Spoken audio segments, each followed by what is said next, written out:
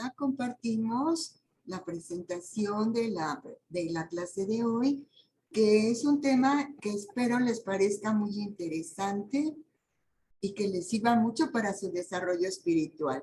Buenos días, buenas tardes, buenas noches a todas, donde estén y como estén. Me da mucho gusto presentarles el tema de hoy, que es el tema número 7, que lleva por título La vida ascética. Vamos entonces a tratar de entender en qué consiste la vida ascética y mística de todo cristiano.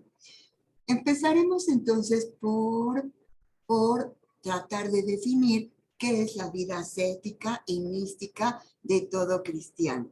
Y vamos a ver que vivir esta vida ascética es vivir con una actitud y un modo de vida cuyo objeto es la perfección moral y espiritual de todo ser humano a través de la renuncia de los placeres y de la práctica de una vida austera. La ascética es el proceso de purificación del alma en el que predomina la voluntad del creyente por acercarse a la perfección y a la iluminación. La mística, entonces, es la unión con la divinidad, sentirte unida con nuestro Señor. Una vez alcanzado el estado de pureza, el siguiente paso es el abandono absoluto de lo terrenal en espera de la unión con Dios. Por eso les puse esta imagen que me parece muy bella, en donde nos dice que tanto el religioso como el seglar están llamados a la vida ascética y mística. No es solamente para los santos, para todos aquellos santitos que vemos que han llegado a la perfección de su vida espiritual, sino todos estamos llamados como católicos, como creyentes en Jesucristo, a llevar una vida ascética, es decir, a una vida austera, que tenga sentido, que nos vigorice en el espíritu para sentir y vivir en la plenitud con Dios. Pues bien, tratemos de definirlo con mayor precisión. La ascética es una rama de la teología y la teología es una ciencia que estudia absolutamente todas las cosas por sus últimas causas, pero a la luz de la revelación, es decir, con los fundamentos que nos da la fe sobrenatural. La ascética, al ser una rama de la teología, puede ser definida como la exposición científica del ascetismo cristiano, es decir, cómo va a vivir la vida común y corriente un cristiano dominando sus pasiones, sus vicios, todos sus conflictos internos para tratar de unirse con Dios. Ascetismo es una palabra que viene de las palabras latinas ascesis y ascei y que en sentido literal significa pulimiento, refinamiento, suavizamiento. Entonces vean cómo por medio del ascetismo los cristianos podemos pulirnos, refinarnos, ahora sí que suavizar nuestro corazón para unirnos a nuestro Señor. En la Iglesia Católica se busca purificar el espíritu por medio de la negación de los placeres materiales o abstinencia, mediante el conjunto de procedimientos y conductas de doctrina moral que se basan en la oposición sistemática al cumplimiento de necesidades de diversas índoles que motivan el apego material. O sea, que nosotros como cristianos, mientras más despegados estamos de lo material, más vamos fortaleciendo nuestro espíritu para unirnos con nuestro Señor. Por lo tanto, el objetivo del ascetismo es el desarrollo espiritual de todo ser humano. Y muchas veces vemos estas imágenes de los grandes santos, de los grandes ascetas, de los grandes místicos, que se elevan a Dios. Y bueno, nosotros a veces sentimos ese objetivo como muy alto para mi pobre humanidad. Sin embargo, podemos ir desarrollando nuestro espíritu para ir dominando esos placeres que nos retienen a lo terreno, que nos vuelven muy egoístas, egocéntricos, soberbios, para despegar nuestro espíritu y unirnos a toda la doctrina de Jesús, que es amor, que es el camino, que es la vida. Vean ustedes qué hermoso es reflexionar en este ascetismo para lograr nuestra perfección espiritual. Podemos reconocer que existen vivencias místicas que nos ofrecen la oportunidad de vivir la experiencia de conocer y participar en la riqueza de creencias, leyendas, rituales divinas. Cuando leemos a los grandes santos, pues nosotros decimos, ay, qué bonito ha de ser eso. En el evangelio que comentábamos hoy de la transfiguración de Cristo, uy, cómo no se nos antojaría que nuestro Señor se transfigurara frente a nosotros, ¿verdad?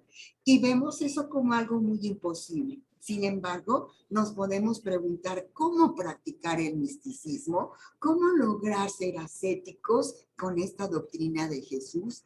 Y entonces ahí los grandes místicos nos dan algunos consejos. Mira, primero, rodéate de gente mística. Pues es muy difícil en nuestro tiempo encontrarnos a los grandes místicos, ¿verdad? Pero mientras nosotros vamos eligiendo a nuestras amistades, nos vamos dando cuenta cuando una persona está más apegada a nuestro Señor y cuando una persona es más mundana. Y con mi inteligencia yo decido, oye, tengo mucho que aprender de fulanita. Y en cambio no aprendo mucho con perenganita respecto a la unión de nuestro Señor. A lo mejor sí aprendo por negación, ¿no? Esto es lo que no debo de hacer para lograr esta unión con Dios. Pero aunque todas las acciones humanas nos pueden enseñar una conducta para acercarnos a nuestro Señor, qué bonito es que formemos un círculo de amistades en donde compartimos los mismos objetivos, trabajamos por nuestra espiritualidad, como lo hacemos nosotras en Reino Cristo. Intercambia ideas e interpretaciones con ellos. Segura estoy que ninguna de nosotros ha tenido experiencias místicas. Sin embargo, hemos sentido la fuerza, el vigor, el entusiasmo que Dios pone en nuestro corazón para vencer los obstáculos de la vida. Y cuando los compartimos con los demás, estamos ayudando a ese fortalecimiento, al reconocimiento de nuestro Señor. Debemos entonces aprender todo lo que podamos de ese tipo de personas. También nos damos cuenta que en otro tipo de religiones también se creen las experiencias místicas. Hay algunas tradiciones religiosas en donde se encuentra un maestro, un mentor, un gurú, que es esencial para el misticismo individual y para aprender a crecer como un pensador místico. Así que no es exclusivo del cristianismo, sino que en otras oraciones también hay místicos, en otros credos religiosos, también hay místicos, y mientras más hacemos esas lecturas, mientras más abrimos nuestros sentidos para comprender lo que es esta vida ascética y mística, pues debemos aprovechar todos esos contenidos. Y por supuesto, nosotros tenemos el cristianismo en nuestra Iglesia Católica, que nos ofrece infinidad de experiencias para desarrollar nuestro espíritu y para tener esta vida ascética de desapego a nuestros placeres mundanos y cómo ir desarrollando mejor cada día nuestras facultades espirituales. La vida ascética y mística es un estado extraordinario de perfección religiosa que consiste esencialmente en cierta unión inefable del alma con Dios, pero por amor. No nada más por conveniencia. Ay, es que yo soy una mujer de Dios. No, sino cómo lo conoces, por eso que nadie ama lo que no conoce, cómo conoces a Jesús, cómo conoces a Dios, cómo has desarrollado tu amor hacia Él y cómo ese amor te mueve a hacer actos buenos en la vida. Va acompañada accidentalmente por éxtasis y revelaciones. cuando va a un desarrollo más perfecto de la espiritualidad, esos grandes hombres que han tenido estas experiencias ascéticas y místicas tienen experiencias de éxtasis, quedan como anonadados, impresionados de poder contemplar esa realidad espiritual y tienen revelaciones, como tantas historias tenemos en el cristianismo y que pues nosotros podemos cuando menos acercarnos a la vida de esos santos para conocer cómo es que fue su desarrollo espiritual y cómo su vida ascética y mística los ha unido fuertemente al amor de Cristo. También nos damos cuenta que la teología mística cristiana es una rama de la teología cristiana, como les decía, caracterizada por la búsqueda apofática de una experiencia personal, unitiva y amorosa con Dios. Y aquí les pongo un término dominguero para que aprendamos todas. Apofática. ¿Qué significa la teología apofática? Es una teología negativa, pero no por mala, cochambrosa y fea, sino es tener conciencia de una vida teológica que se apartaría de todo conocimiento positivo de la naturaleza o de la esencia de Dios, porque para el intelecto humano solamente es posible aprender lo que Dios no es. No tenemos un lenguaje, una inteligencia que vea absolutamente la verdad de Dios. Nuestra inteligencia es limitada. Y entonces nosotros comprendemos a la divinidad más bien por lo que no es que lo que es en plenitud. Y esto nos apartaría de un conocimiento directo de Dios. Sin embargo, nos damos cuenta que para el intelecto humano solo es posible aprender lo que Dios no sería, mientras que la comprensión real de la divinidad es imposible. O sea, en este coco no cabe toda la realidad de Dios. Vamos aprendiendo por fragmentos, por pedacitos, porque trasciende nuestra realidad física y nuestras habilidades cognitivas humanas. Dios es una realidad superior a nuestras propias facultades, tanto físicas como intelectuales.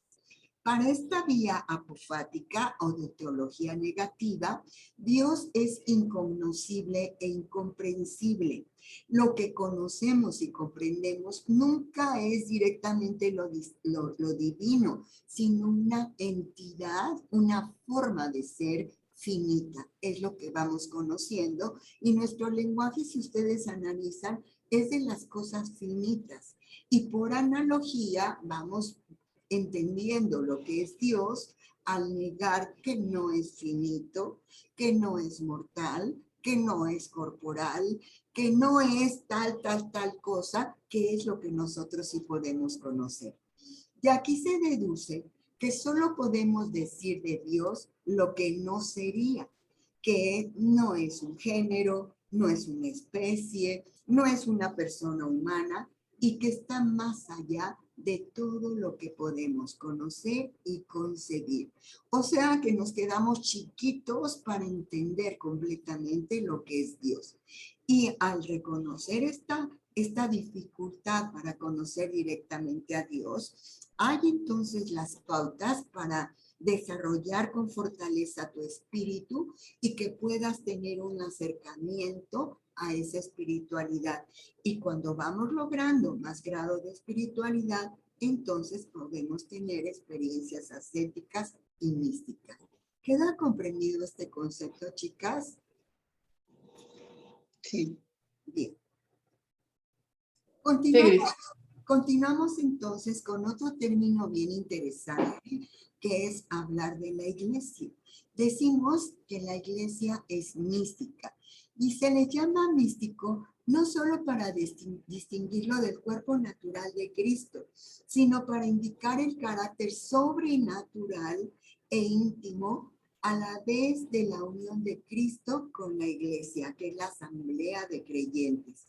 Esa unión está fundada y mantenida por misterios perceptibles tan solo a la fe. O sea, yo me doy cuenta que soy el cuerpo místico de Cristo por la inteligencia que desarrolla mi fe sobrenatural, aunque nunca tenga el testimonio físico de cómo formo parte del cuerpo de Jesús. Este cuerpo místico tiene la función de extender el reino de Dios en la tierra y fue fundada precisamente la iglesia por Jesucristo, como nos consta en la Biblia. Por lo tanto, todos tenemos el deber de servir a la iglesia a través de nuestros hermanos mediante nuestra santificación personal. ¿Cómo voy a dar un servicio de amor? Cuando yo misma me voy transformando, puedo dar amor a los demás. ¿Cómo me doy cuenta de esto? Porque voy desarrollando más mi espíritu para que se une en el amor de Dios y entonces Dios mismo es el que me transforma y el que me invita a servir por amor a mis hermanos, por amor a Dios. ¿De dónde viene esta palabra de ascetismo? Vamos a ver entonces el ascetismo y su origen. Cuenta la historia que los griegos utilizaban esta palabra para indicar el ejercicio realizado por los atletas para desarrollar las fuerzas dormidas en el cuerpo y entrenar para que alcance la belleza natural.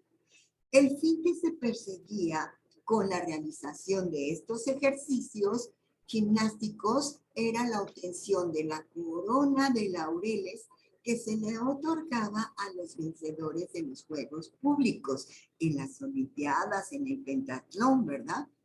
La vida del cristiano, como lo asegura el mismo Cristo, es una lucha para conquistar el reino de los cielos.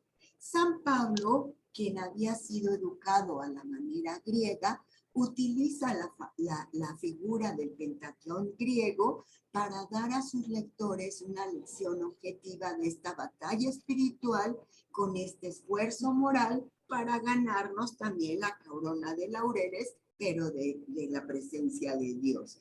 Y aquí entonces es como se adopta y se adapta el término de ascetismo de la cultura griega hacia el cristianismo.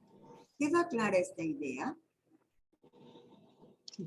Las prácticas que deben ser realizadas en este combate tienden a desarrollar y fortificar la energía moral y su objetivo es la perfección cristiana que conduce a la persona a su fin último, que es la unión con Dios. Estando la naturaleza humana debilitada por el pecado original e inclinada consecuentemente a lo malo, tal fin no puede ser alcanzado si no es sobreponiéndose con la ayuda de la gracia de Dios a los obstáculos más serios que nos enfrenta la vida. La lucha moral, así extendida, consiste ante todo en atacar y eliminar esos obstáculos. O sea, las malas concupiscencias de la carne, de los ojos, del orgullo de la vida, efectos del pecado original que sirven para probar al hombre. O sea, tenemos esas pruebas para la vida espiritual para fortalecernos y entonces reconocer, darnos cuenta de nuestras debilidades para hacernos fuertes, como precisamente con la práctica de la vida ascética. El apóstol Pablo llama a este primer deber de todo cristiano despojarse del hombre viejo. Todos vamos cargando nuestro costal con mucha concupiscencia, con muchos pecados, con muchos traumas, tristezas. Pero, como San Pablo nos dice, el primer deber como cristiano es despojarte del hombre viejo. Y el segundo deber, en palabras del mismo apóstol, es revestirte del hombre nuevo. ¿Y dónde tenemos el ejemplo del hombre nuevo? En Jesucristo. Dejo mi costal, me despojo de todas estas garritas que vengo portando por la existencia y me revisto del hombre nuevo, de la doctrina de Jesús, según la imagen de Dios. El hombre nuevo es precisamente Cristo y es nuestro deber pugnar por asemejarnos a Él. porque viendo en él el camino, la verdad y la vida. Debe entonces quedar claro que este esfuerzo es de orden sobrenatural y no puede ser realizado por nuestro propio esfuerzo, por nuestras propias manos, por nuestro propio dominio, como lo hacen en el budismo, sino que toda esta transformación para revestirnos del hombre nuevo debe ser realizado por la gracia divina. ¿Y qué es la gracia divina? La presencia de Dios en el corazón del hombre. Y entonces, esta gracia divina, cuando yo voy desarrollando mi espíritu, va iluminando todo mi ser para despojarme del hombre viejo y revestirme del hombre nuevo, que es precisamente nuestro Señor Jesucristo. ¿A poco no es una chulada, muchachas, verdad? Bueno, esto me conmueve tanto el corazón. Su fundamento. ¿Dónde está el fundamento? ¿Por qué puedo decir que eso sucede? Porque el fundamento está en el sacramento del bautismo, por el que somos adoptados como hijos de Dios a través de la recepción de la gracia santificante. La gran puerta que nos abre para recibir esta gracia santificante es el sacramento del bautismo. Eso significa que debe ser perfeccionado por medio de las virtudes sobrenaturales, los dones del Espíritu Santo y la gracia actual.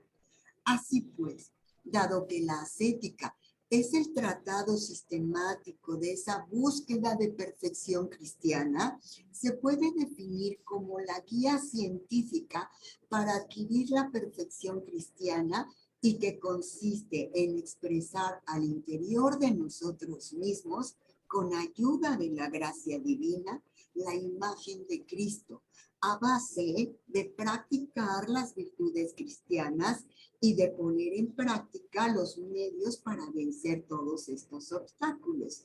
Vean qué hermoso es tener conciencia de vivir una vida ascética.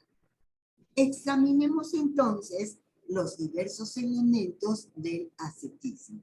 Van a ser, si mal no recuerdo, 5.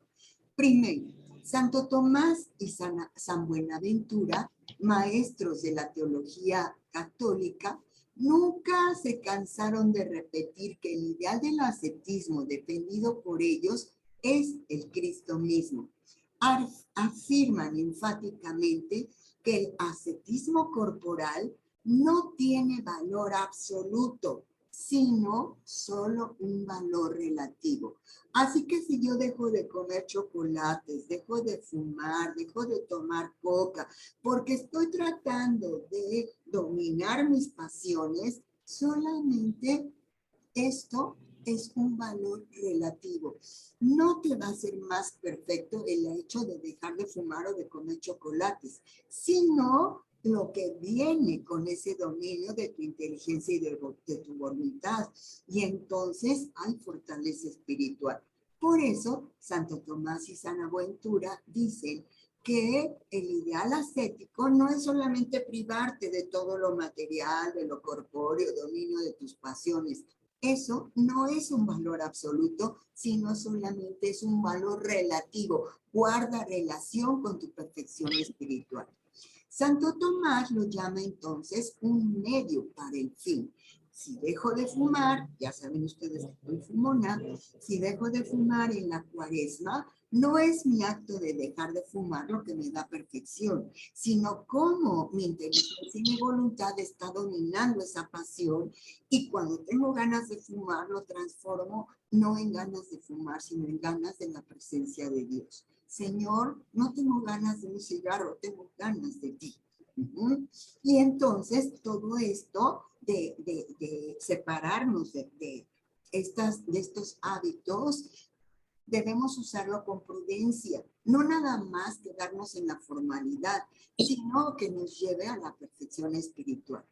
San Buenaventura dice que la austeridad corporal prepara, fomenta y preserva la perfección. La perfección no de, ay, mira, es que dejé de fumar y entonces se me quitó la resequedad y ya encontré la perfección. Ay, qué bueno es dejar de fumar. No, no solamente nos fijemos en eso, sino que nos prepara, nos fomenta y preserva nuestra perfección espiritual. Vean qué hermosas lecciones nos comparten Santo Tomás de Aquino y San Buenaventura. Segundo punto, la esencia de la perfección cristiana es el amor. ¿Por qué? Porque Dios es amor. Cristo nos da la buena nueva de amor hacia los hombres. Aquí Santo Tomás nos dice que es perfecto aquello que es conforme a su fin.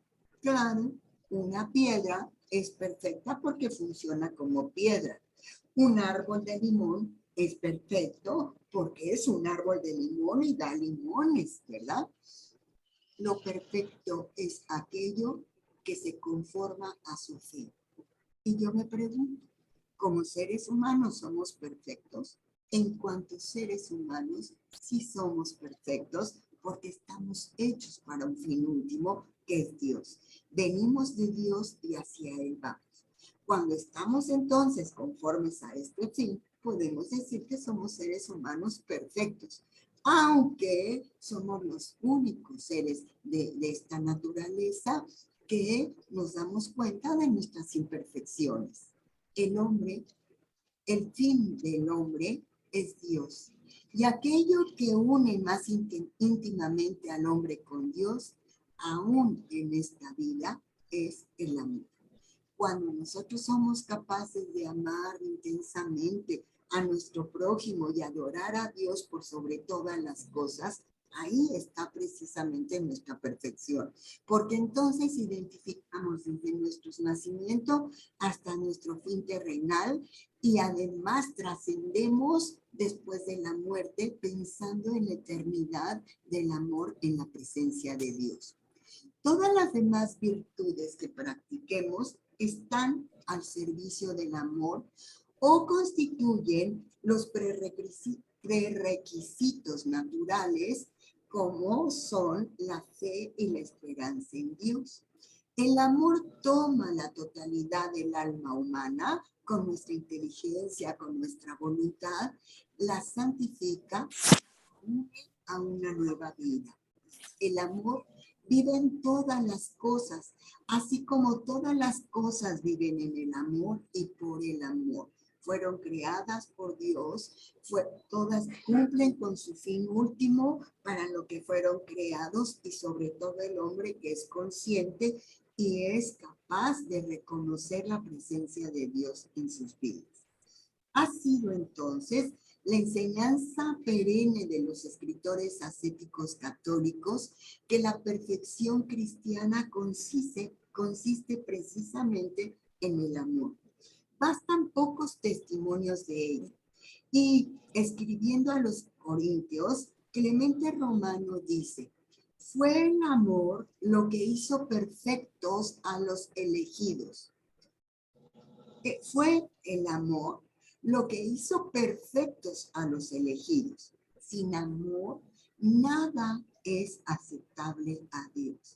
No hay pureza de intención en tu corazón. No hay amor por lo que haces. No es aceptable por Dios. Tú haces las cosas con pureza de intención, con recta razón de bien. Es una manifestación de la perfección de amor de Dios en tu propia vida. Y por supuesto que entonces Dios te acoge con los brazos abiertos porque estás cumpliendo, como diría Santo Tomás, en la perfección de tu creación. Fuiste hecho por Dios y tu fin último es Dios. Tercera idea. El ideal al que el cristiano debe conformarse y hacia el cual debe tender con todas sus fuerzas, tanto naturales como sobrenaturales, es Jesucristo. Su justicia debe ser nuestra justicia. Toda nuestra vida debe estar penetrada por Jesucristo, de tal modo que nos convirtamos en cristianos en el sentido pleno de la palabra. Ver a Cristo formando en ustedes. La Escritura prueba que Jesucristo es el modelo supremo y el patrón de conducta de la vida cristiana. Aquí San Agustín nos dice: nuestro fin debe ser nuestra perfección es Cristo. Les puse la cita en latín para que se la aprendan y a pantalla en chicas, pero en español. Nuestro fin debe ser nuestra perfección. ¿Dónde está la perfección? Vino de Dios y a Dios regreso. Nuestra perfección es Cristo. ¿Cómo lo voy a lograr si soy tan contingente, si soy tan precaria, si tengo tantas imperfecciones? Bueno, haz que Cristo sea tu modelo de vida y que Cristo viva en ti. En Cristo no hay sombra alguna, nada es incompleto. Su divinidad garantiza la pureza del modelo. Su humanidad por la que se asemejó a nosotros hace atractivo ese modelo. O sea, no nos enseña algo extraordinario para vivir como ángeles, como querubines, como otros dioses. No, nos enseña cómo es nuestra naturaleza humana. Se identifica con nosotros hasta asumiendo los pecados. El que no tenía ningún pecado asume todos los pecados, da la vida por amor y hay una resurrección. Vence a la muerte para que el hombre complete su ciclo de venir a Dios y a Dios regresar. Vean qué hermosura. Claro que todo esto en nuestras manos humanas también tiene sus peligros, porque, como luego se nos suben los humos, ay, no, yo ya soy una vida ascética perfecta, ¿no? Uy, yo ya soy mística y rezo y hasta volteo los ojitos para atrás porque, ay, estoy en unión con Dios. Híjole, hay que poner mucho ojo, porque la tentación del demonio es grande y a veces nos confunde. Por eso, vamos a reflexionar en este momento cuáles son los peligros de la vida ascética. La teología ascética señala los peligros que pueden amenazar el logro de la perfección cristiana e indicar los medios para evitarlo exitosamente. El primer peligro, la concupiscencia. ¿Me entienden bien el término concupiscencia? ¿Qué queremos decir cuando decimos concupiscencia?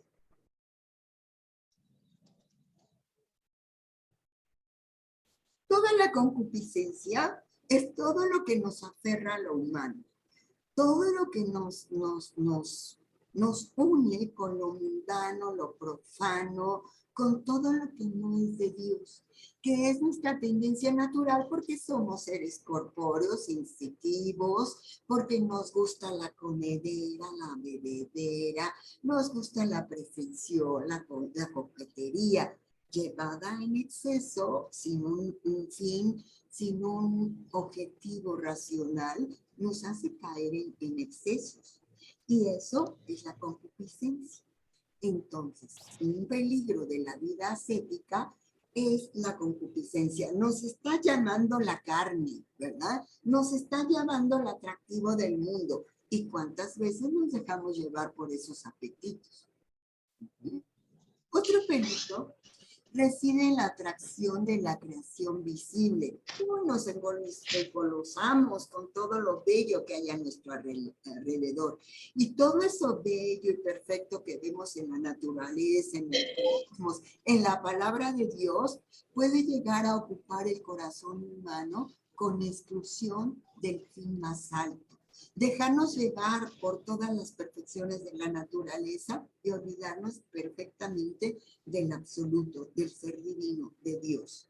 Esto lo podemos ver en otras religiones que no creen en un Dios personal y se engolosinan en la propia persona humana o en el cosmos, afirmando que la perfección está en la energía cósmica, en la perfección de la naturaleza, en el dominio de tus propias facultades, y entonces dejan a un lado lo que es la presencia de Dios. ¿Por qué? Porque esta atracción a la creación visible te engolosina y en ella encuentras que eso es Dios. Y ahí caemos en un panteísmo, ¿sí? A esa misma clase pertenecen las tentaciones del mundo pecador y corrupto. O sea, aquellos hombres que propagan doctrinas perversas contrarias a Dios, negando o ofuscando el sublime destino del hombre. Aquellos que a base de dar malos ejemplos y pervertir los conceptos éticos intentan dar cauces falsos a la sensualidad humana. Vemos cómo cuántas tendencias biológicas nos hablan, por ejemplo, las feministas extremas que defienden el derecho al aborto. Ahí nos están dando un concepto erróneo, falso, del respeto a la vida, defendiendo su propia vida con matar al producto de un coito marital como si fuera el producto de una máquina de Coca-Cola, ¿verdad? Y entonces vemos cómo esta sensualidad humana nos lleva a tratar de defender esos derechos, pero sin un sustento espiritual. Y eso es un gran peligro para la vida ascética, estar apegado completamente a las tentaciones del mundo, a lo que tu experiencia sensible te presenta y creer que ese es el criterio de verdad para tus juicios éticos. En tercer lugar, la vida ascética no solo nos hace conscientes de la malicia del diablo, para que no seamos presas de sus intrigas, sino también de sus debilidades, para que no nos desanimen. ¿Cuántas veces la tentación nos hace sentir, pues que no estamos tan mal, de que vamos por el buen camino, que ya somos casi santas? Y entonces pues nos sentimos a gusto, porque, ¿cómo voy progresando? No, hombre, yo soy ya una santa. Y entonces nos vamos creyendo para no desanimarnos. Eso es también una tentación del demonio, que tenemos que estar conscientes para tener humildad espiritual y reconocer que siempre andamos en el camino y que no en un momento podemos decir, yo ya soy una santa, ¿verdad? Por último, no satisfecho con indicar los medios generales necesarios para triunfar en esta batalla, la ascética nos ofrece remedios específicos para tentaciones espirituales. O sea, ya nos dijo, ojo, mucho ojo, pueden caer en estos peligros y caer en todo el mal de la concupiscencia, en anonadarte de la creación visible, en dejarte llevar por la tentación y creer que tú ya eres muy perfecta. Bueno, pues entonces la ascética nos va a dar medios para realizar el ideal cristiano. Aquí les digo que voy a explicar 5 puntitos. Primero, sobre todas las cosas está la oración entendida en su sentido más estricto, la importancia de la oración. Y si ustedes recuerdan en Reino Christi, tenemos el objetivo de ser contemplativos y conquistadores. Parte fundamental, formarnos para aprender a orar de todo corazón. La oración es uno de los medios para lograr la perfección. Las devociones especiales aprobadas por la Iglesia, los medios sacramentales de santificación, están específicamente relacionados con la búsqueda de la perfección. Hay que confesarnos, comulgar con frecuencia, participar en todos esos medios para lograr nuestra perfección espiritual. La ascética prueba la necesidad de la oración y enseña el modo más provechoso de tener resultados espirituales. Explica la oración vocal y enseña el arte de meditar según los métodos de San Pedro de Alcántara, de San Ignacio de Loyola y de varios otros santos, en especial 3 modo orandis, o sea, 3 modos de oración de San Ignacio de Loyola. Se le da un lugar muy especial al examen de conciencia. Qué importante hacer diario nuestro examen de conciencia. Y con mucha razón, pues la vida ascética desmaya o crece dependiendo de la calidad de su práctica.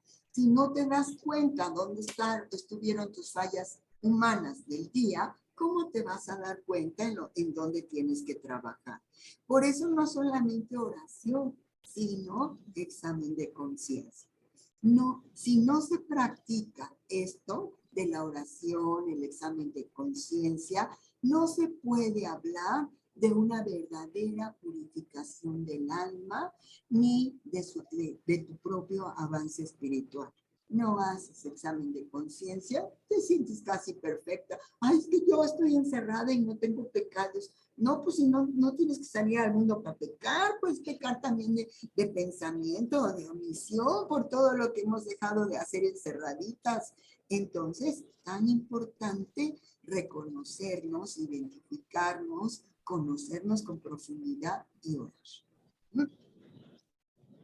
Los ascetas recomiendan, en esto de la oración, la visita al Santísimo Sacramento. Esta práctica es muy útil para alimentar y fortalecer las virtudes divinas de la fe, la esperanza y la caridad en Dios. También involucran, bueno, esto es muy importante y en el WhatsApp de mi equipo les he compartido la adoración al Santísimo del Padre Evaristo Sada, que es una belleza, todos los jueves a las 7 por internet en YouTube. La pueden encontrar, se las recomiendo. Es una hermosura participar en esta adoración al Santísimo Sacramento, ¿sí? También nos recomiendan los ascetas, los santos padres de la iglesia, también inculcan la veneración de los santos, cuyas vidas virtuosas deben movernos a imitarlas. ¡Ah, qué difícil tarea! Claro que imitar no significa copiar exactamente. Ah, yo quiero ser como Santa Mónica. Ah, yo quiero ser como Santa Marta. Yo como Santa Teresita. No, mijita. Pues esto es un trabajo individual. Somos únicos e irrepetibles. Lo que debes aprender es a leer la vida del santo, encontrar cómo ha practicado esas virtudes y tratar de vivir esa virtud. No ser como el santo. Así que debemos procurar y imitar esa práctica de las virtudes, pero no copiadas exactamente, ¿verdad? Lo que los ascetas proponen como el método más natural de imitación consiste en eliminar, por lo menos disminuir, el contraste entre nuestras vidas y las vidas de los santos. No te andes comparando. Pues no, nunca le vamos a llegar. Es como si yo digo, ay, yo soy tan bonita como Patrushka. Ay, sí, nada más que yo morena y ella en güera. Pero nos parecemos un chorro, porque ella usa lentes y yo de vez en cuando. Pues no, una cosa es Patrushka y otra cosa soy yo. Pero si yo veo cómo Patrushka se porta bien en sociedad, yo digo, ay, cómo me gustaría ser tan fina y delicada como mi Patrushka. En eso trato de imitar la virtud, no querer ser como Patrushka, ¿sí? Espero haber sido claro. Por otra parte, el reconocimiento de que las vidas de algunos santos son sujetos de admiración más que de imitación en el sentido que acabo de explicar. No nos debe llevar esto a darnos con el peso de, uy, qué difícil para mí, ay no, yo no voy a poder nunca ser santa, sino, o también nos puede llevar, ay no, como yo no voy a llegar a ser como Santa Teresita de Jesús, pues mejor me quedo como gris, pecador. Y entonces me quedo en la comunidad humana. Tenemos que tomar todo esto con suspicacia, con un acto heroico, como si es un gran ejemplo para nosotros, pero no quererlo ser igualmente. Y esto nos puede llevar a verlo como algo muy lejano, como muy difícil, como ajeno a nuestras circunstancias. Y no, todo tiene un sentido de desarrollo espiritual. Los santos están en la Iglesia Católica para servirnos de modelo. Reconozcamos el testimonio de la palabra de Dios en la vida de un ser humano y cómo Jesús puede transformar en ejemplos de vida a la humanidad a uno de cada uno de nosotros. ¿Sí? Bien. ¿Duda hasta aquí? ¿Vamos bien? Sí. Sí. Bien, pasamos al segundo punto. La autonegación para poder desarrollar una vida ascética y mística. La autonegación es el segundo modelo enseñado por los ascetas. Sin ella, el combate entre la carne y el espíritu, que parecen y son mutuamente contrarios, no podría llevarnos a la victoria del espíritu. La condición humana posterior a la caída de Adán nos indica claramente que qué tan lejos debe llegar esta autonegación. La inclinación al mal domina tanto la voluntad como los apetitos inferiores. No solamente el intelecto está sujeto a esta propensión del mal, también lo están los sentidos interiores y exteriores. Podemos pecar con nuestros sentidos, ¿verdad? De ahí que la autonegación y el autocontrol deben extenderse a todas nuestras facultades intelectuales y sensibles. La ascética reduce la autonegación a la mortificación exterior e interior. Tenemos que aprender a morir en esos vicios, en esos defectos, aprender a morir esas partes de nuestra vida que no nos dan la perfección. La exterior, la autonegación o mortificación exterior, consiste en la purificación de las facultades del alma, en la memoria, la imaginación, la inteligencia y la voluntad. La exterior, explico con mayor claridad. Bueno, eso espero, ¿verdad? La mortificación exterior es decir no a todo lo que tu memoria guarda de negativo, a todo lo negativo que te puedes imaginar, porque la inteligencia, la memoria y todas sus facultades son, como decía el filósofo, las locas de la casa. Le das una suelta y te puedes imaginar lo peor de lo peor. ¿Cómo voy a tener una vida ascética con una mortificación exterior diciendo de esto no lo quiero aprender? Esto no me sirve para nada. Me estoy imaginando lo peor cuando ni siquiera ha sucedido tantito de lo que pudiera ser peor. No debo prestarme a pensamientos negativos, a pensamientos viciosos y entonces aprender a morir. Ayer me comentaba una señora que últimamente están saliendo muchas noticias sobre el padre Maciel.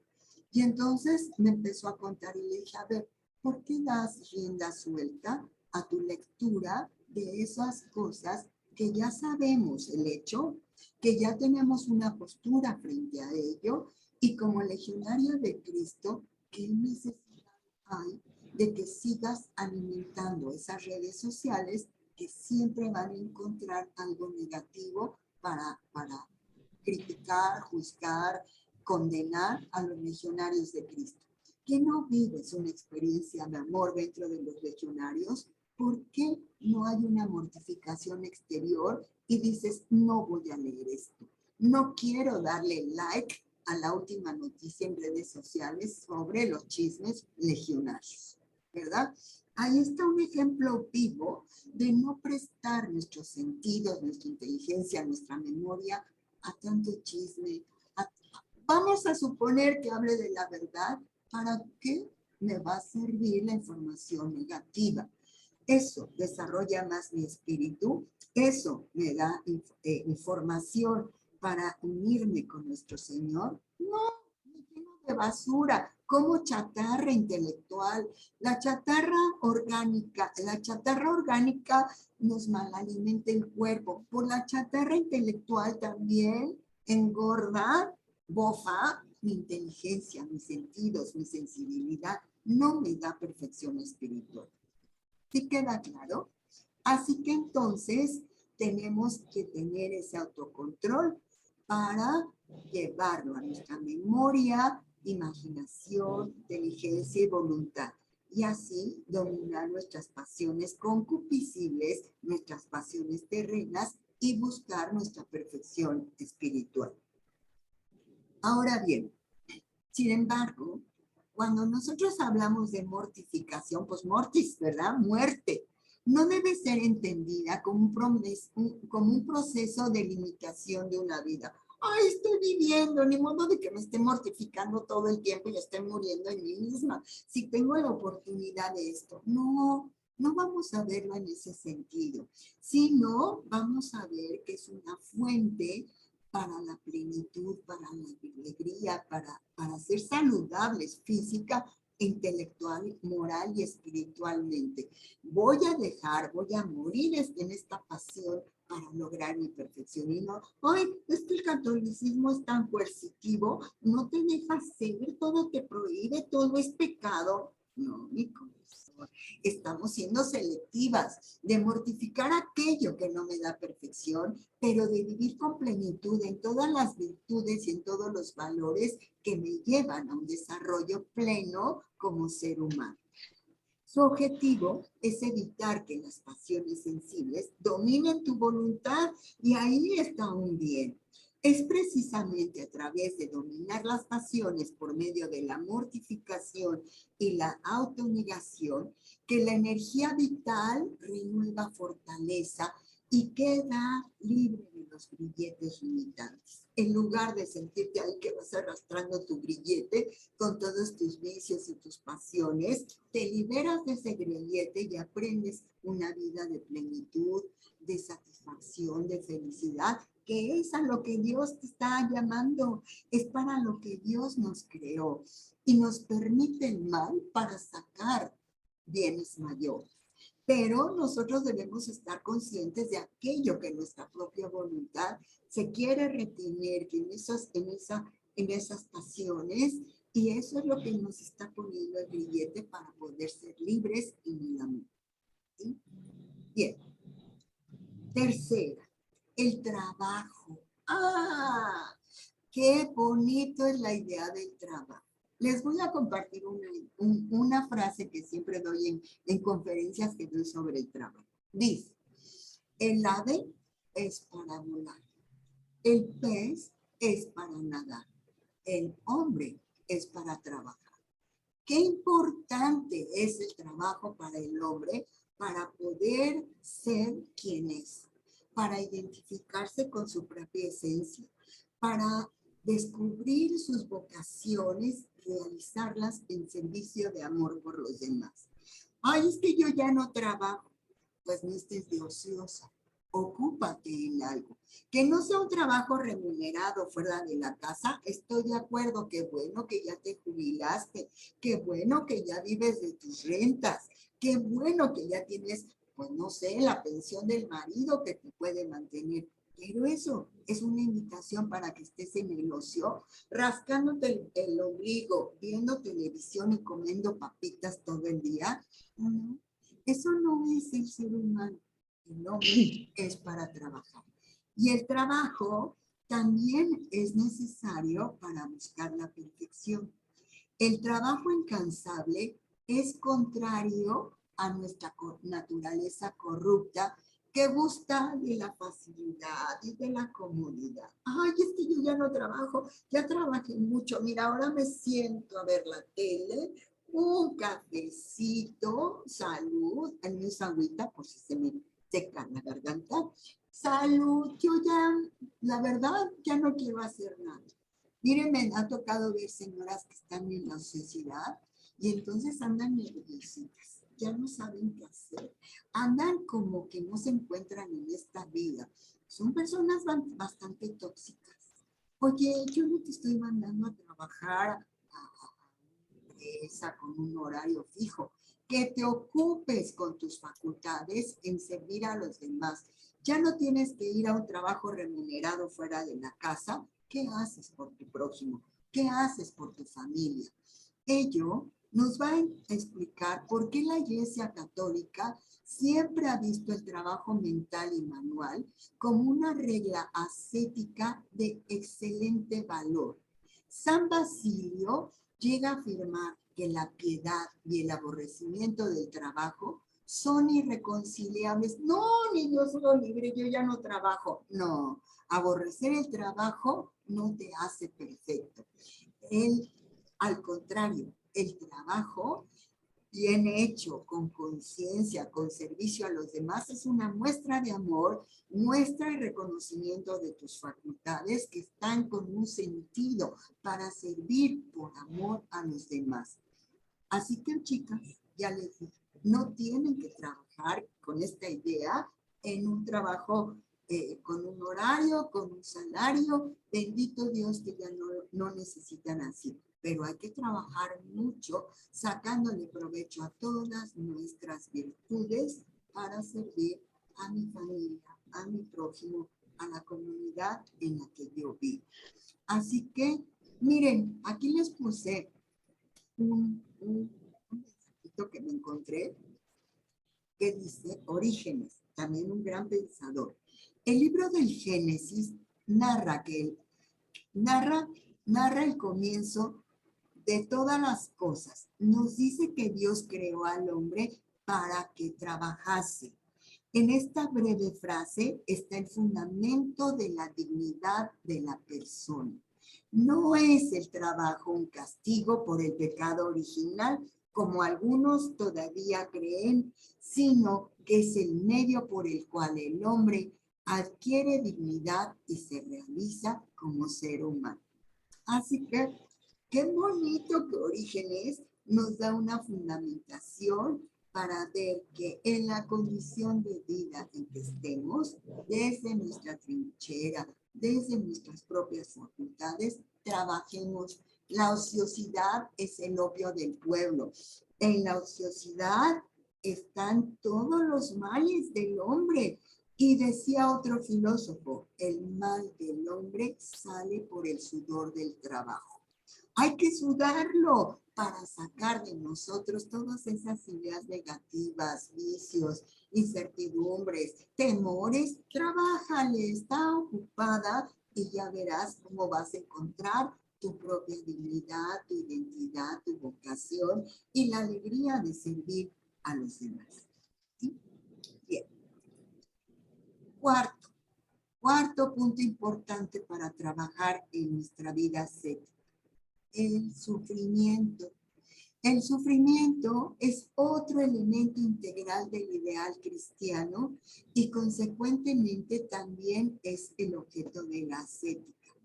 Pero su verdadero valor solo aparece cuando es visto a la luz de la fe, la cual enseña que el sufrimiento nos asemeja a Cristo, en cuanto que somos miembros del cuerpo místico del que el Señor es la cabeza. El sufrimiento es el canal de la gracia que sana, preserva y prueba. Vean qué hermosura es ver el sufrimiento con un sentido espiritual, con el sentido que el mismo Cristo nos ha mostrado en su propio cuerpo, en su propia vida. El sufrimiento es un canal que sana, preserva y prueba. Así que si nosotros encontramos el sentido trascendente de ese sufrimiento que a ti y a mí nos toca vivir, qué importante iluminarlo con la doctrina de Cristo para encontrarle esa forma en que va a sanar mi dolor, va a preservarme en las virtudes, me va a poner a prueba para fortalecer ese espíritu. Les recomiendo aquí este documento que se llama Sanctifici Doloris, que es sobre el dolor humano, que es una hermosura porque vamos a encontrar el sentido del dolor iluminado por la gracia de Dios. La ascética nos enseña a convertir el sufrimiento en un canal de gracia celestial. Muy importante para nuestro crecimiento espiritual, el sentido cristiano del dolor. Y aquí les puse la portada, pero también está en internet, lo pueden encontrar, el sentido cristiano del dolor. Se los recomiendo mucho, más en este tiempo que hemos padecido tantos dolores por la pandemia, por la violencia intrafamiliar, por la violencia que se vive en los diferentes grupos sociales, por la guerra, por todo lo que vivimos en la actualidad. Hay que darle un sentido cristiano que nos ayude a encontrar dónde está la virtud que Dios está tratando de mostrarnos a través de tanto dolor en la humanidad y en nuestras propias vidas. Las virtudes, otro elemento bien importante para llevar una vida ascética. Las virtudes son tratadas con profundidad. ¿Qué es una virtud? ¿Cómo puedo progresar en este desarrollo de mis propias virtudes? ¿Cómo puedo fortalecer las virtudes que tengo así chiquititas y que no han crecido? ¿Cómo controlarme en saber cuál es la virtud que más necesito desarrollar para mi perfeccionamiento espiritual? Como lo prueba la teología dogmática, el alma, al ser justificada, recibe hábitos sobrenaturales. No solamente la fe, la esperanza y la caridad, sino también tenemos todo el cúmulo de virtudes morales. Tales fuerzas sobrenaturales se ven reforzadas por las facultades naturales o por las virtudes que vamos adquiriendo, formando un único principio de acción. Es tarea de la ascética mostrar cómo las virtudes, teniendo en cuenta los obstáculos y medios ya mencionados, pueden ser puestas en práctica en la vida real de todo cristiano, de modo que se perfeccione el amor y la imagen de Cristo y que reciba esta configuración perfecta en nosotros. De acuerdo al breve relato de León XIII, que se llama Testament Benevolentis, del 22 de enero de 1899, los ascetas insisten en que las así llamadas virtudes pasivas, como la mansedumbre, la humildad, la obediencia, la paciencia, nunca deben tomar un segundo lugar ante las virtudes activas, que es la dedicación a los propios deberes o a la actividad científica que realizamos, o al trabajo social, o al trabajo educativo, que al contrario deben ir de las manos. Tengo que trabajar, tengo que hacer con mansedumbre, con humildad, con obediencia, con paciencia, porque si no lo hago de esta manera, sería como negar al propio Cristo como nuestro modelo.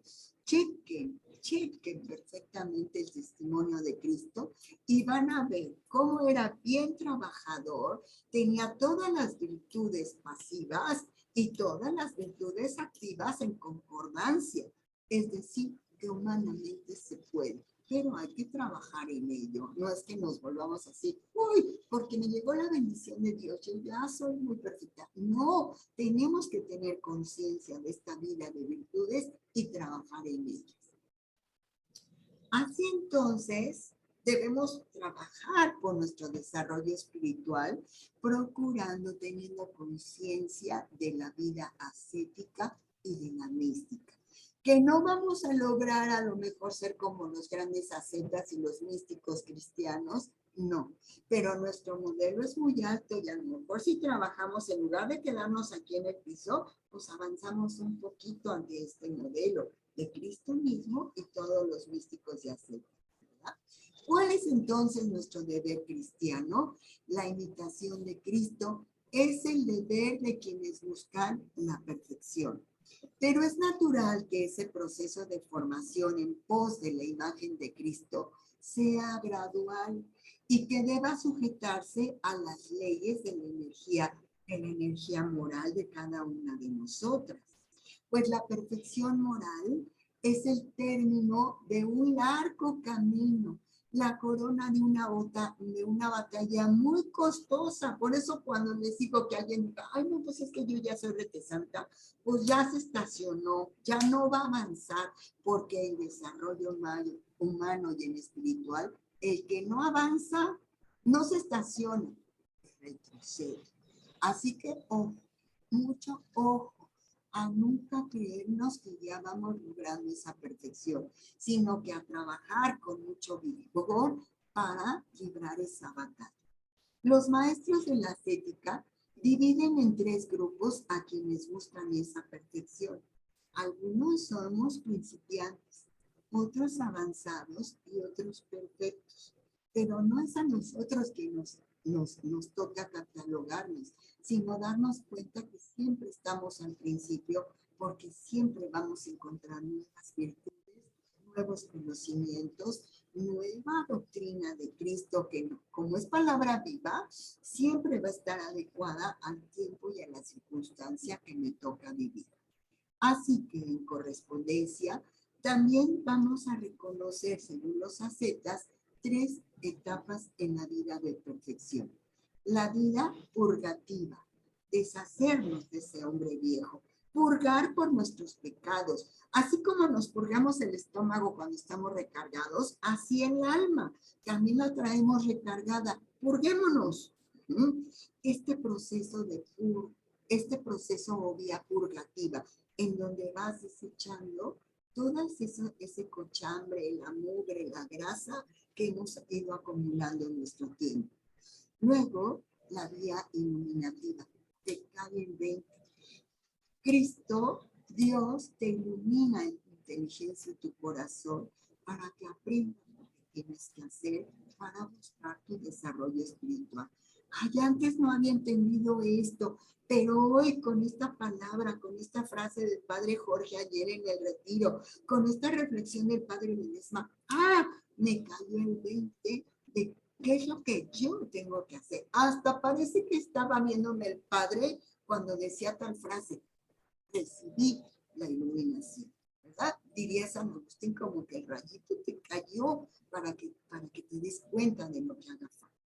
Y la última etapa, que creo que es la más bella, es la vía unitiva, en donde encuentras esa unidad del amor de Dios en tu propia vida.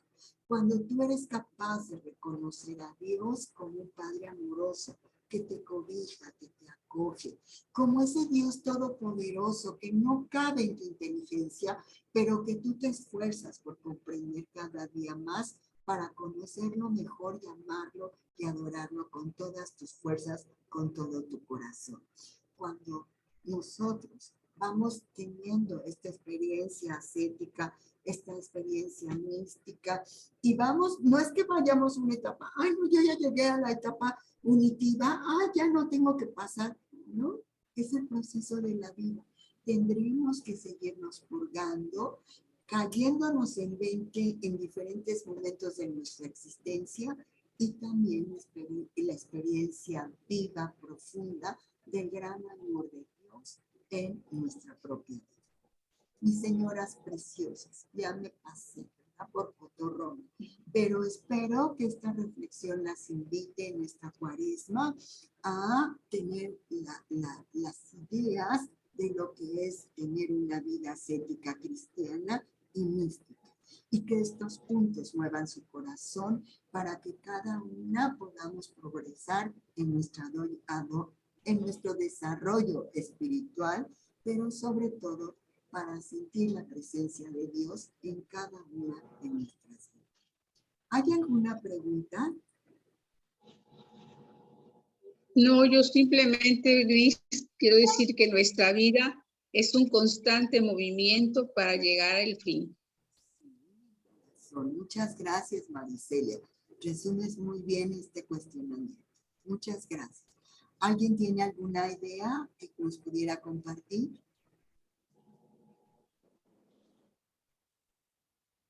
Es que es un constante crecimiento, nunca dejamos de conocer a nuestro Señor, de aprender. Cierto. Una batalla diaria, ¿verdad? Y de repente nos sentimos vacías, como en ese desierto que ahora la cuaresma nos invita a pensar, pero en esa sed que nos provoca el desierto, saber que existe el oasis, que es el mensaje de Jesús. Gracias, Pati. ¿Alguien más? No, al contrario, Gris, a ti. Gracias. Bueno, pues entonces, había visto por ahí alguien más, ya desapareció. Muchas gracias por su compañía, queridas Maricela y Patrushka. Les agradezco porque así no me sentí tan sola. Espero que esta reflexión ya en la grabación sea vista por todo el grupo y que sea de un gran provecho espiritual. Les mando un abrazo, un beso, que Dios las bendiga y nos vemos en el próximo tema. Igualmente. Adiós. Gracias, Gris. Adiós. Cuídate. Gracias, gracias. Hasta luego. Adiós, Marisela. Bye. Pati. Bye.